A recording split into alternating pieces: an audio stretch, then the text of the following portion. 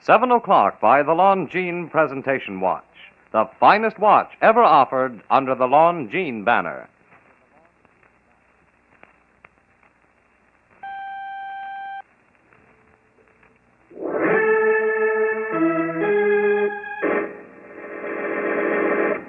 From New York City, the makers of Clippercraft clothes for men and more than 1,200 leading retail stores from coast to coast presents Arthur Conan Doyle's immortal character, the world's most famous detective, Sherlock Holmes, starring John Stanley.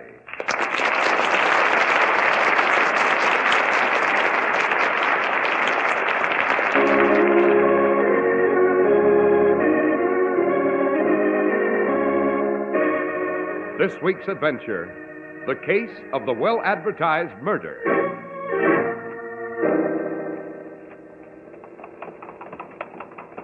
By Jove, Holmes, there's Park Road and it's blocked. Our carriage can't pass. Quite so, Watson. The road's being repaired. Turn around, driver. You will have to take the long way around. It'll cost us quite a bit of time, Holmes. Yes, and meanwhile, Christine Blakely is alone with her husband. And he hasn't the remotest notion that she means to kill him at any moment.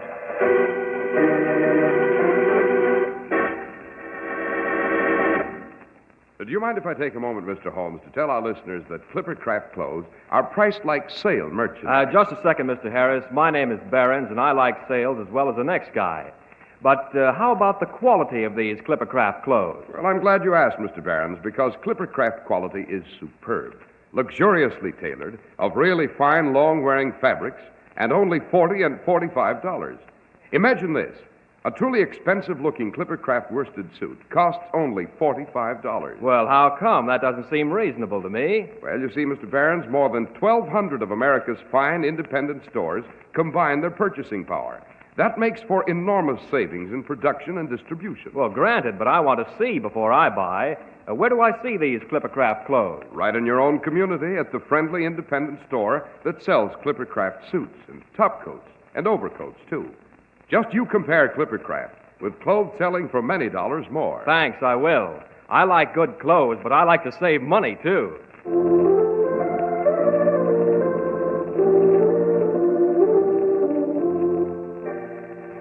Well, Dr. Watson, you've called this adventure with Mr. Holmes the case of the well-advertised murder, but who on earth would want to advertise a murder? Ah, Mr. Harris, the medium of advertising was not quite what one might expect. It was 1902. We medical men were just breaking fresh ground on the problem of mental disorder. It was late afternoon at the office of Dr. John Kemmel. The doctor's nurse, Patricia, was announcing a patient.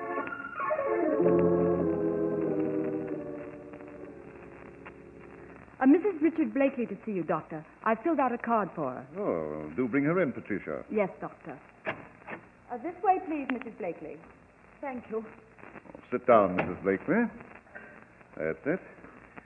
Now, what seems to be disturbing you? Doctor, I realize that medical ethics require the presence of your nurse, but this is so confidential. Might we be alone? Well, I'm terribly sorry. The nurse must remain.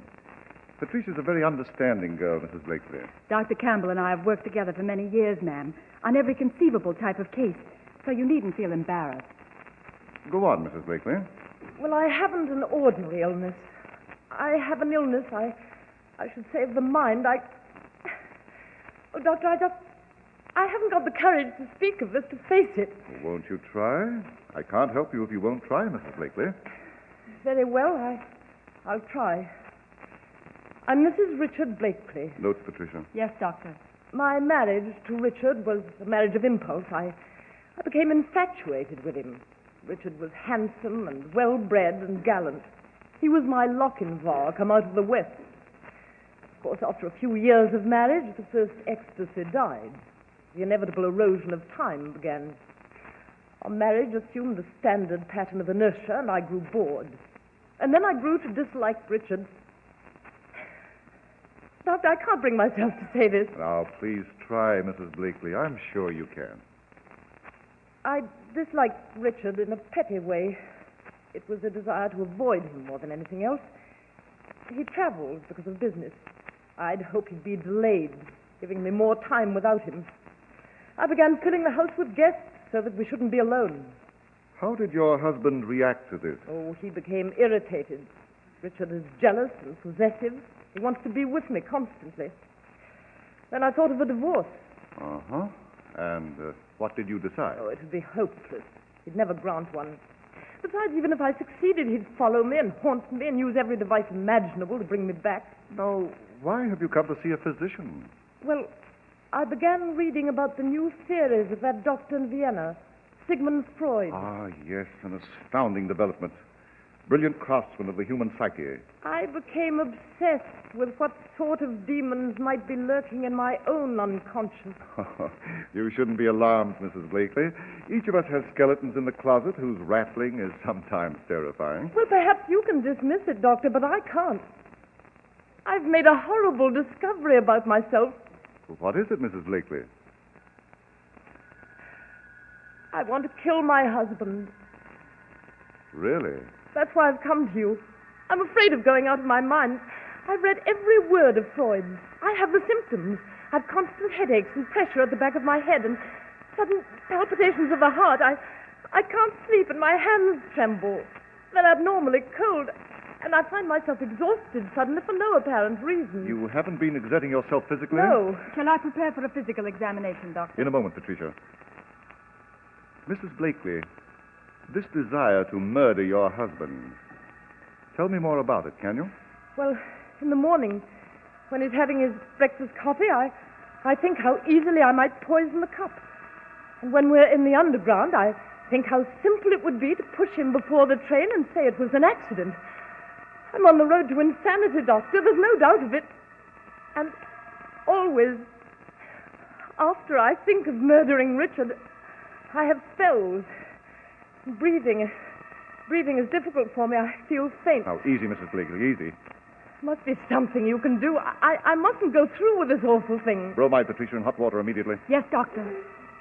Mrs. Blakely, have you told your husband of this? Oh, no. He'd ridicule me. I couldn't tolerate that. I'm losing my sanity, Doctor. I shall be a hideous, gibbering creature tied to a bedpost in Coney Hatch or Bedlam. Mrs. Blakely, we medical men still have pitiable spears with which to fight the dragon of insanity. But I shall try. I shall do everything possible to help you. I've had even more ghastly thoughts, Dr. Campbell. I've thought killing him just once wouldn't satisfy me.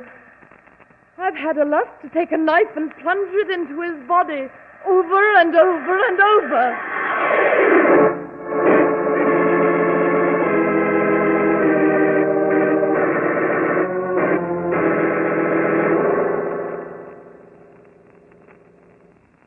You've sent Mrs. Blakely home, Dr. Campbell? Yes, Mr. Holmes.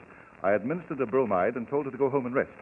I didn't want to strain her any further today. Very advisable indeed. She had no idea you were coming to see me. Oh, no, none whatsoever. I'm shocked you should think I would tell Mrs. Holmes. The woman is infinitely ashamed of this fear that possesses her. And immediately after you packed her off, you came here to Baker Street? Well, I made just one stop to see a patient at Upper Gloucester Place. I've a confession, Mr. Holmes. Oh?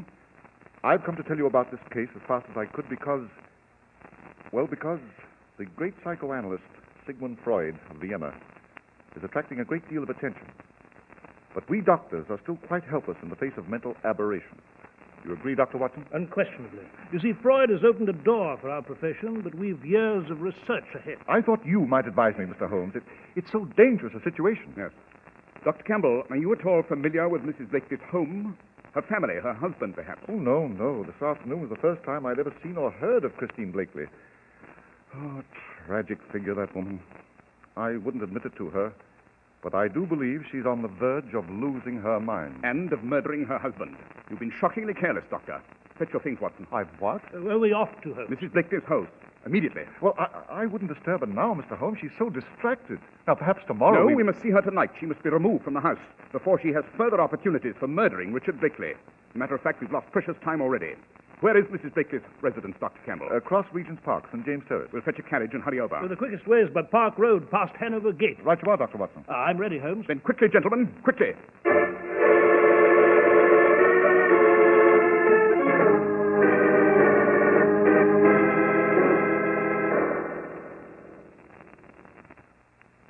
were you this afternoon, Christine? Richard, if you're going to assume that impossible role of prosecuting attorney again, Where were you?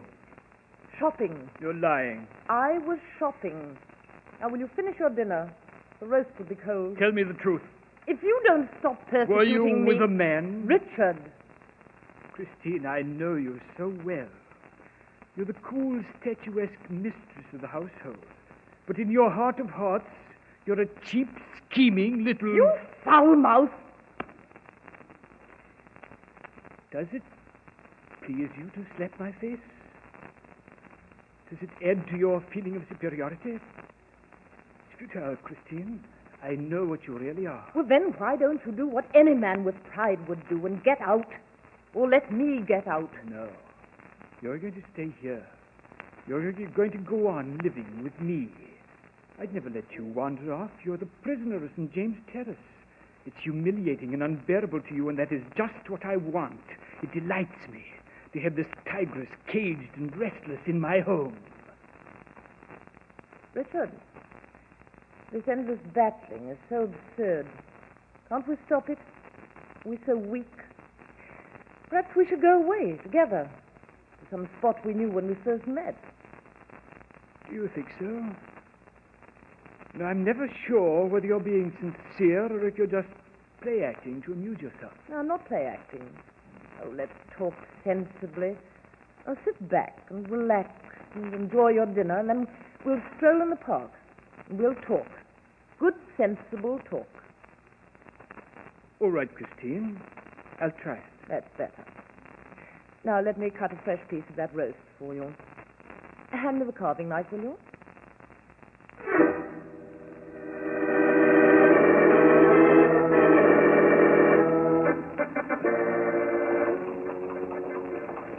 By Jove, Holmes, there's Park Road.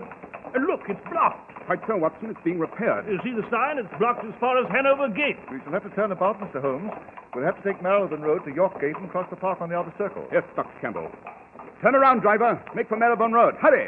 It'll cost us quite a bit of time, confound it. Yes, and meanwhile, Christine Blakely is alone with her husband, and he has the remotest notion that she means to kill him at any moment.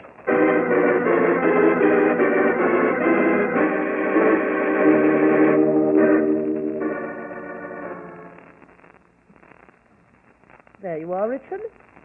I've cut a very tempting piece of the roast for you. You can be considerate, Christine. And I do appreciate the rare moments when you are. Now put down the carving knife. You'll cut yourself. I've given a great deal of thought to us, Richard. Of course. I've made a decision. You have, Christine? What is it? What is it, Christine? I can only be happy. Yes? I can only be happy if... If what? If you're dead. If you're dead, if you're dead, if you're dead.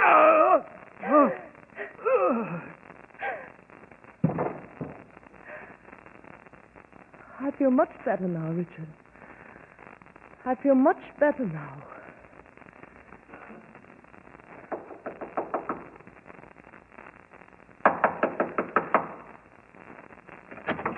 Mrs. Blakely, good Lord!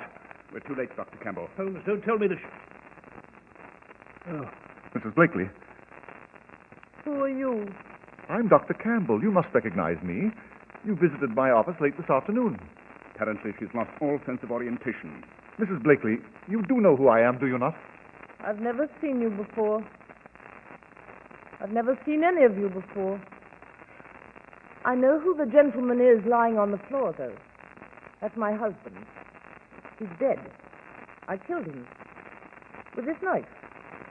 The knife is still in my hand, dripping his blood. Just the way I wanted it. I feel much better now. I'm afraid she's gone mad, Mr. Holmes. I'll fetch her things. I must send her over to the police immediately. Or her coat. It's in this cupboard. We hope the police won't detain her for long. Miserable creature. She should be turned over to a mental hospital. Now, come, Mrs. Blakely. You must come with us. I must come with you? Yes, you see, we must notify the authorities. And Holmes, what are you doing with the body? Examining it, Watson, obviously. Yes, well, the police will tend to that. They tend to all the details. There's one detail that may escape them, my dear Watson. One amazing, bloody detail.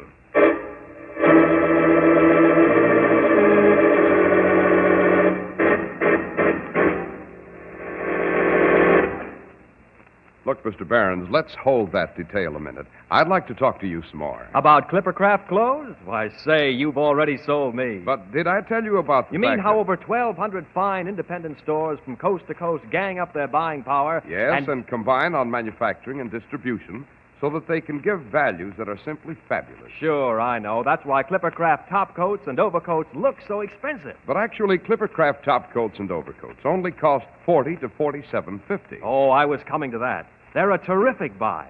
Zipper lining top coats and those smart Clippercraft overcoats. You've really got to see them to believe they're only $40 to $47.50. That's why men who know insist on Clippercraft clothes. So be sure to visit the Clippercraft store in your city. These leading stores in the metropolitan area are proud to add their names to Clippercraft in your suits, top coats, and overcoats. In Manhattan, John Wanamaker Men's Stores, Broadway at 8th and 67 Liberty Street. Saks 34th, Broadway at 34th. In Brooklyn, Abraham and Strauss. In Newark, New Jersey, Boulevard Men's Shop, Kresge Newark. And in Jamaica, the B&B Clothes Shop, 16408 Jamaica Avenue.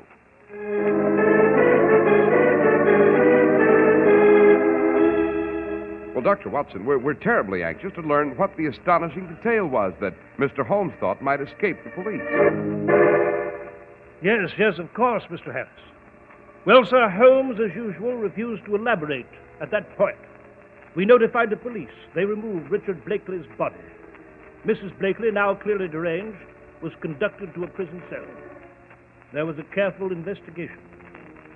Finally, she was committed to Bedlam, that awful asylum for the insane in Kent. You know, I'd regarded the case as a simple tragedy that had moved to its inevitable end. But not Holmes. He paid a visit to Mrs. Blakely in her room at Bedlam.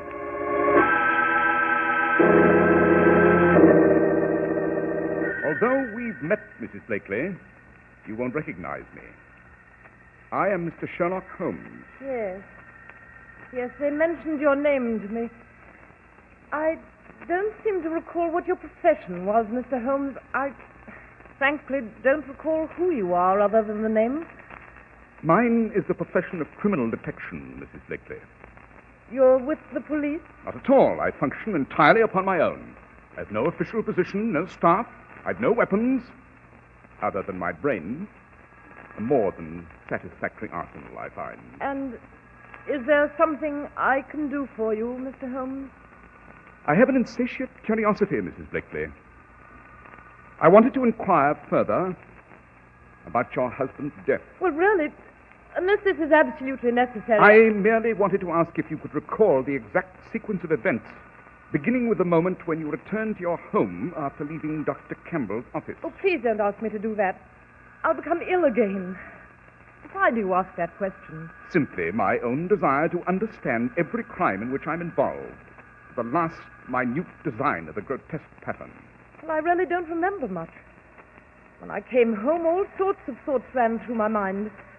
My visit to Dr. Campbell that afternoon, the fact that he was on the way with you, but that I could defeat everyone by killing Richard then and there. Oh, please, unless it's most urgent, I can't reenact that awful night. I just can't. Very well, Mrs. Blakely. I regret disturbing you. I thought they were finished with me. I thought they'd allow me to rest. You're like desert birds picking ghoulishly at the dead. It's over, and it had best be forgotten. Had it, Mrs. Blakely?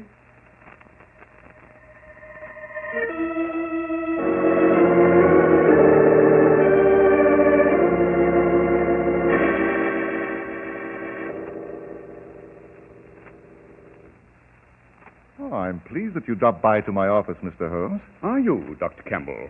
Yes, I was afraid that after the Blakely case had ended, our acquaintance might end with it. I hardly thought so, Doctor. Oh, sit down, won't you? Thank you. Is there some matter on which I may be of assistance, or is this just a social call? I do not pay social calls, Doctor. My time is much too valuable to be dissipated upon the amenities of more conventional men. Then what is wrong, Mr. Holmes? I've just come from a visit to Mrs. Blakely at the hospital. Oh, how is she? Just as sane as ever. I don't quite know what you mean. Mrs. Blakely is just as sane as ever. She never was insane, Doctor. Oh, that's fantastic. I refuse to believe it, sir. Mrs. Blakely has been presenting the world with a melodramatic performance simulating insanity. A performance that proved most convincing to everyone. Except to me. You're talking nonsense, Mr. Holmes. I'm a physician. Or you must recognize my ability to judge the symptoms of my patients. Christine Blakely intended for a long time to do away with her husband. The sudden popularity of Dr. Freud in Vienna gave her just the situation she desired. Oh, what situation? She required a technique for avoiding the penalties of homicide so that she might be rid of her husband, so that she might ultimately join the man with whom she was secretly in love. The man with whom she was secretly in love? Oh, did I neglect to mention that before, Doctor? You're the man, Doctor. You plotted with Christine and helped her to commit the murder. I warned Christine time and again that you should be our sole concern, Mr. Holmes. She insisted, though. She wanted her insanity well established with someone of unquestionable repute. So I went to you. I've been prepared for you, though. With that revolver? Oh, the revolver is merely to detain you, Mr. Holmes. I shan't kill you that way. You shall have a most regrettable heart attack while paying me this visit. You came to consult with me about chest pains. Then you died. Interesting plan. Of course, consulting you on medical matters would be foolish. I've looked into your background, sir, and it seems you have no legal right to practice. Your title of doctor is pretense. You never earned it. I've been well prepared for your accusations, Mr. Holmes. Look, in this drawer. This hypodermic contains a drug, an overdose. I shall inject it into your arm. The needle prick is almost invisible. The injection will strain your heart to the bursting point. Most unfortunate. Now, you were saying about Christine. Oh, yes. She has been conducting a clandestine affair with you. Her late husband traveled on business. You imparted that information to me yourself. While he was away, you visited the Blakely home. You found evidence to that? I never indulge in idle conjecture. Of course I have evidence. You and Christine concocted what you believed was an ingenious idea. You would establish that she was losing her mind. She would publicize the murder in advance. Your nurse was most important. My nurse? Yes. You insisted she remain and hear every word of Mrs. Blakely's. She was an indispensable witness.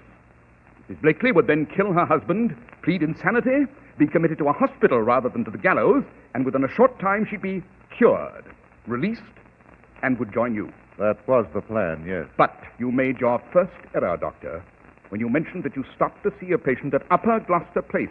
That is on Park Road. You couldn't have avoided noticing the road was blocked. Yet, when Watson suggested we dash to the Blakely's via Park Road, you accepted the suggestion. Why, Doctor? Because you were afraid Christine wouldn't have time to kill Richard before he arrived. You wanted the delay at the blocked road. Excellent, Mr. Holmes. Surprising powers of observation. When we arrived and found Christine with the body of her husband, you said you'd fetch Mrs. Blakely's things. You knew where they were. You knew the clothes cupboard she used, although you were never supposed to have been to the house before. I was so right in warning Christine. Now I shall inject this hypodermic. If you resist, I shall be forced to shoot. I'd rather not do that. Naturally. When I examined the body, sir, I mentioned finding an amazing detail. It was the fact that Christine had killed her husband with surgical precision. It's very difficult to plunge a knife into someone's heart directly without the blades being deflected by the ribs or the chest wall. But hers was masterly strokes. It required some knowledge of anatomy to place the knife so neatly into the center of the heart. It confirmed my previous suspicion. Christine had been coached by someone rather learned in such matters. By you, Dr. Campbell, by you. May I ask, Mr. Holmes, why you allowed the investigation to proceed? Because although the evidence was heavily weighted against you, I do not make accusations unless I am upon extremely firm ground. So, I waited to visit Mrs. Blakely. And she provided me with a final bit of information that I needed. Did she? Yes. You told me Mrs. Blakely had no idea that you'd come to see me about her case. You were appalled at my question. But, sir, just a few minutes ago, Mrs. Blakely inadvertently mentioned that the night she killed her husband, she sat in the dining room thinking of the fact that you were on your way with me. Again, undeniable proof that this homicide was carefully prearranged. She knew exactly what you were doing. A superb series of deductions, Mr. Holmes. Thank you. Now we shall have our unavoidable disaster. Your heart attack. Roll up your sleeve, Mr. Holmes. You're forcing me to remind you that at this range, if I pull the trigger of this gun, it'll blow your head off. I have the needle ready. I said roll up your sleeve, Mr. Holmes. I assure you, your death from the drug in this hypodermic will neither be long nor painful. I'm quite familiar with the effects, Doctor. Then you must know you will experience a sudden shooting pain, very short-lived, and then oblivion. Rather a pleasant way to die, I should say. Roll up your sleeve. That's it. Now raise your arm. Raise your arm. I'll just take this needle this way. Find a vein. Clench your fist, Mr. Holmes. Good. Good. Now the needle so. Drop that needle, Dr. Campbell. Dr. Watson! Inspector Lestrade of Scotland Yard is with me, Doctor. I'll take that gun, Dr. Campbell. I began to believe you'd never step inside, Watson. Campbell, give your gun to Inspector Lestrade. Come on. Come on. No! No! Oh, my hand! I'll take that gun. There we are. I took the precaution, Dr. Campbell, of posting Watson and Lestrade just outside your door. Did you overhear every word, Lestrade? Every word, Holmes. I'll have plenty to tell him in the courtroom. The police should be very grateful to you, Holmes. Very grateful. As always, Lestrade. As always.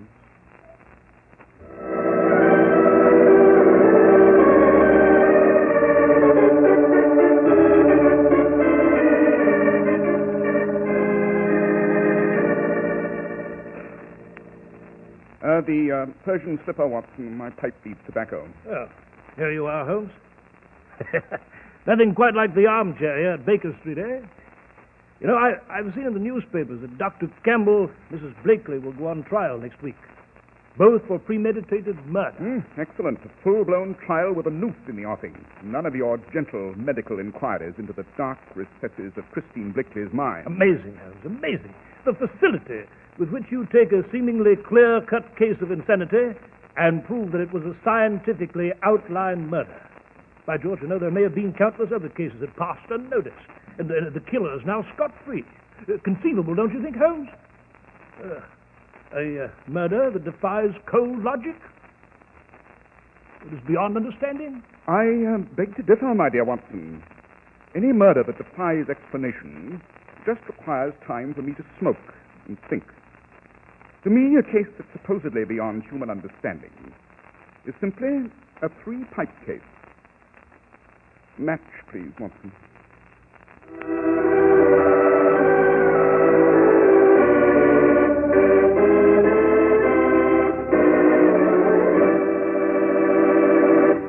Well, Dr. Watson, the well-advertised murder deserved the attention it received. It was fascinating. I'm delighted that you enjoyed it, Mr. Harris. And I do believe you'll enjoy the adventure I've planned for next week equally as well. It's an adventure I've called The Island of the Dead. And it concerns the ancestor of one of history's most ruthless pirates, an uncharted, uninhabited island, and a ship with a dead pilot at the wheel.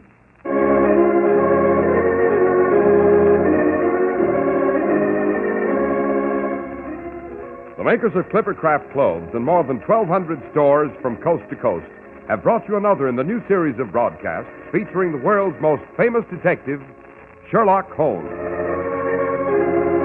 Our stories are based upon the character Sherlock Holmes, created by Sir Arthur Conan Doyle, and the program is produced and directed by Basil Loughlin.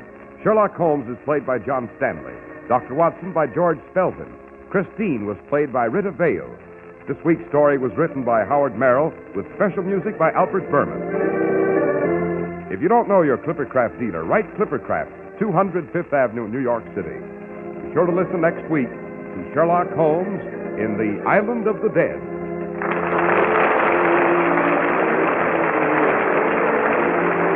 This is Cy Harris speaking for Clippercraft Clothes. This is the Mutual Broadcasting System. Next, it's Behind the Front Page with Gabriel Heater. Send your merchandise and Christmas gifts the fast way. Use Eastern Airlines Air Parcel Post Services. Packages up to 70 pounds.